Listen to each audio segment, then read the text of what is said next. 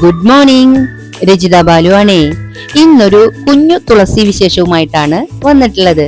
Video കണ്ടാലും.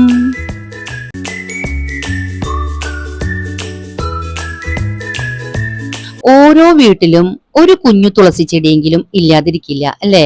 എന്തുകൊണ്ടാ ഞാൻ അങ്ങനെ പറഞ്ഞത് അറിയാലോ? തുളസി എന്ന് പറഞ്ഞാല് ആരോഗ്യ ഗുണങ്ങൾ ഒരുപാട് പ്രദാനം ചെയ്യുന്ന ഒരു സസ്യമാണ്. ഹോളി ഫാമിലിയിൽപ്പെട്ടിട്ടുള്ള ഈ സസ്യത്തിന്റെ ആരോഗ്യ ഗുണങ്ങള് അത്രയേറെയുള്ള കാര്യങ്ങൾ നമ്മുടെ ആയുർവേദത്തില് വളരെ ഡീറ്റെയിൽഡ് ആയിട്ട് പ്രതിപാദിക്കുന്നുണ്ട്. നമ്മൾ ഓരോരുത്തരും നമ്മുടെ വീട്ടിലുണ്ടാകുന്ന കുഞ്ഞു കുഞ്ഞു അസുഖങ്ങൾക്കൊക്കെ ഒരു റെമഡി കണ്ടെത്തുന്നത് ഈ തുളസി ഉപയോഗിച്ചുകൊണ്ടാണ് അല്ലെ? അതുകൊണ്ടാണ് ഞാൻ അത്രയും ഉറപ്പ് പറഞ്ഞത് നമ്മുടെ ഓരോരുത്തരുടെ വീട്ടിലും എന്തായാലും ഒരു തുളസി ചെടിയെങ്കിലും ഇല്ലാതിരിക്കില്ല എന്ന്. തുളസി ഒരുപാട് വിഭാഗമുണ്ട്, ഏതെങ്കിലും ഒരു വിഭാഗം നമ്മുടെ വീട്ടിൽ ഇല്ലാതിരിക്കില്ല. അപ്പൊ ഞാനേ തുളസിയുടെ ഒരു വിശേഷം ഞാൻ ഇതിനു മുന്നേ ഒരു വീഡിയോയില് വളരെ ഡീറ്റെയിൽഡ് ആയിട്ട് പറഞ്ഞിട്ടുണ്ടായിരുന്നതാണ്. അതുപോലെ തന്നെ ഹിന്ദു പുരാണങ്ങളും വാസ്തുശാസ്ത്രവും ഒക്കെ അനുസരിച്ച് തുളസിക്ക് ഏറെ പ്രാധാന്യമുണ്ട്. ഇന്ന ദിശയിൽ വെച്ചാല് നമുക്ക് അത് ഇന്ന ഗുണങ്ങൾ തരും എന്നൊക്കെ ഞാനൊരു വീഡിയോയില് പറഞ്ഞിട്ടുണ്ടായിരുന്നു.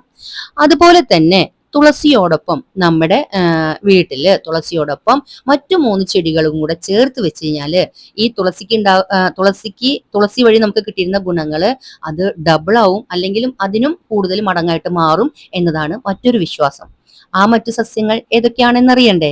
തുളസിയോടൊപ്പം ഒരുമിച്ച് നടേണ്ട മറ്റു സസ്യങ്ങൾ എന്ന് പറയുന്നത് തുമ്പ, അതുപോലെ തന്നെ മുക്കുറ്റി, പിന്നെ മഞ്ഞളാണ്. തുമ്പയും മുക്കുറ്റിയും അതുപോലെ മഞ്ഞളും തുളസിക്കും ഒക്കെയുള്ള ആരോഗ്യ ഗുണങ്ങളൊക്കെ നമുക്ക് വളരെ നന്നായിട്ട് അറിയാം അല്ലെ? അതുപോലെ ഹിന്ദു മിത്തോളജി അനുസരിച്ച് നമുക്ക് ഇങ്ങനൊരു വിശ്വാസം കൂടിയുണ്ട്. ഇത് 4ഉം കൂടെ ഒരുമിച്ച് തറയിലോ ഒരു ചട്ടിയിലോ നിലത്തോ വെച്ച് കഴിഞ്ഞാല് നമുക്ക് നമ്മുടെ വീടിന് കിട്ടുന്ന മറ്റ് ആരോഗ്യ ഗുണങ്ങള് അല്ലെങ്കിൽ മറ്റ് പോസിറ്റീവ് എനർജീസ്, ഐശ്വര്യങ്ങള് എന്തൊക്കെയാന്നുള്ളത് ഞാൻ പറയാം. ഇപ്പൊ തുളസി എന്ന് പറയണത് നമ്മളുടെ ഹിന്ദു മിത്തോളജി അനുസരിച്ച് പറയുകയാണെങ്കിൽ ഭഗവാൻ വിഷ്ണുവിന്റെ പ്രിയപ്പെട്ട ഒരു സസ്യമാണ് അല്ലെ? പ്രിയപ്പെട്ടതാണ് തുളസി എന്ന് പറയുന്നത്. അതായത് ഇത് വീട്ടിൽ വെക്കുന്നതോടൊപ്പം നമുക്ക് ലക്ഷ്മി ദേവിയുടെ സാന്നിധ്യം നമ്മുടെ കുടുംബത്തിൽ ഉണ്ടാകുമെന്നാണ്. ലക്ഷ്മി ദേവിയുടെ സാന്നിധ്യം ഉണ്ടായാല് ഉറപ്പല്ലേ സമ്പൽ സമൃദ്ധിയും ഐശ്വര്യവും സമാധാനവും ഉണ്ടാകും എന്നാണ് വിശ്വാസം. അതുപോലെ തന്നെയാണ് മുക്കുറ്റി. ശുഭകരമായിട്ടുള്ള കാര്യങ്ങളിൽ നമ്മൾ മുക്കുറ്റി പൂക്കളെ എടുക്കാറുണ്ട്. അത് സാമ്പത്തിക അഭിവൃദ്ധിക്കും പോസിറ്റീവ് എനർജി ഉണ്ടാക്കുവാനുമായിട്ട് നമ്മളെ സഹായിക്കുന്നു. അതുപോലെ തന്നെയാണ് തുമ്പ. പരമശിവന് ഏറ്റവും പ്രിയപ്പെട്ട പുഷ്പമാണത്രേ.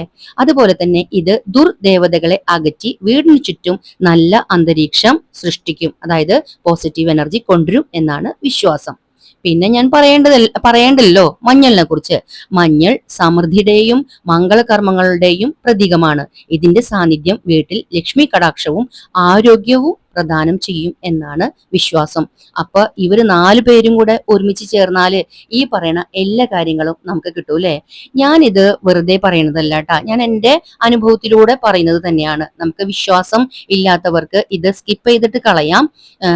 അതല്ല, ഇതിലും കൂടുതൽ ഗുണങ്ങളെ കുറിച്ചും മറ്റും അറിയാവുന്നവർക്ക് ഇതിന്റെ താഴെ കമന്റ് ആയിട്ട് അത് രേഖപ്പെടുത്തുകയും ചെയ്യാട്ടാ. കാരണം ഇവയ്ക്കുള്ള മറ്റ് ഗുണങ്ങള് ഇപ്പൊ ഞാൻ ഹിന്ദു മിത്തോളജി അല്ലാതെയുള്ള ഇവയ്ക്കുള്ള മറ്റു ഗുണങ്ങളും കൂടെയാണ്, നമ്മൾ സയൻസ് പരമായിട്ടുള്ള മറ്റു ഗുണങ്ങളും കൂടെ എടുക്കുമ്പോഴാണ് നമുക്ക് ഇത് കൂടുതൽ എത്രത്തോളം നമുക്ക് പോസിറ്റീവ് എനർജി തരുന്നു, ഐശ്വര്യം തരുന്നു എന്നുള്ള കാര്യങ്ങളിൽ നമ്മൾ കൂടുതൽ ശ്രദ്ധാലുക്കള് ആവുള്ളൂ. അതുകൊണ്ട് തന്നെ ഞാൻ അതുപോലെ നട്ടു നനച്ചിട്ടുണ്ട്. 4ഉം ഒരുമിച്ച് വളരുന്നു. ആ വളർച്ചയ്ക്കനുസരിച്ച് എനിക്ക് കിട്ടുന്ന ഐശ്വര്യവും സമാധാനവും മറ്റ് എന്താ പറയാ സമൃദ്ധിയും ഒക്കെയാണ് ഞാൻ നിങ്ങളിലേക്ക് ഷെയർ ചെയ്യാനായിട്ട് ആഗ്രഹിക്കുന്നത്. ഇനി നമുക്ക് ഓരോന്നിന്റെയും പ്രധാന ഗുണങ്ങളെ പറ്റി പറയുകയാണെങ്കിൽ, ഇപ്പോ തുളസി എന്ന് പറയുന്നത് മികച്ചൊരു ആന്റി ഇൻഫ്ലമേറ്ററി, ആന്റി ബാക്ടീരിയൽ ആയിട്ടുള്ള ഒരു പ്ലാന്റ് ആണ്. മാനസിക സമ്മർദ്ദം കുറയ്ക്കാനും ജലദോഷം, ചുമ തുടങ്ങിയ ശ്വാസകോശ പ്രശ്നങ്ങൾക്കും ഇത് വളരെ നല്ലതാണ്. അതുപോലെ മുക്കുറ്റി എന്ന് പറയുമ്പോൾ ആയുർവേദത്തില് മുറിവുകൾ ഉണക്കാനും വീക്കങ്ങൾ കുറയ്ക്കാനും അതുപോലെ തന്നെ ആർത്തവ സംബന്ധമായ പ്രശ്നങ്ങൾക്കും ഒക്കെ ഉപയോഗിക്കുന്ന ഒരു ദിവ്യ ഔഷധമാണ്. പിന്നെ പറയാണ് തുമ്പയെ കുറിച്ച് പറയുകയാണെങ്കിൽ വായുവിനെ ശുദ്ധീകരിക്കാൻ ഇവയുടെ സാന്നിധ്യം വളരെയേറെ സഹായിക്കും എന്നാ പറയുന്നത്. അതുപോലെ തന്നെ തുമ്പപ്പൂവിന്റെ നീര് കഫക്കെട്ട്, ആസ്മ, തലവേദന എന്നിവയ്ക്ക് പ്രതിവിധിയായിട്ട് ഉപയോഗിക്കാറുണ്ട്. അടുത്തത് മഞ്ഞളാണ്. അറിയാലോ, മഞ്ഞൾ എന്ന് പറയുമ്പോൾ ആന്റിസെപ്റ്റിക് ഗുണങ്ങളാൽ വളരെ സമ്പന്നമായിട്ടുള്ള ഒരു പ്ലാന്റ് ആണ്. ചർമ്മരോഗങ്ങളെ അകറ്റാനും രക്തം ശുദ്ധീകരിക്കാനും പ്രതിരോധശേഷി വർദ്ധിപ്പിക്കാനും വളരെയേറെ സഹായിക്കുന്നുണ്ട്. അപ്പോൾ പിന്നെ ഈ ചെടികള് ഒരുമിച്ച് വളർത്തുമ്പോൾ, അതായത് സംയോജിച്ചിട്ടുള്ള ആ ഒരു ഗുണങ്ങൾ തന്നെയാണ് നമുക്ക് കിട്ടുക അല്ലെ. ഇവയുടെ വേരുകളിൽ നിന്നുള്ള സംയുക്തങ്ങൾ മണ്ണിലെ സൂക്ഷ്മജീവികളുടെ സന്തുലിതാവസ്ഥ നിലനിർത്താനും സഹായിക്കുന്നു.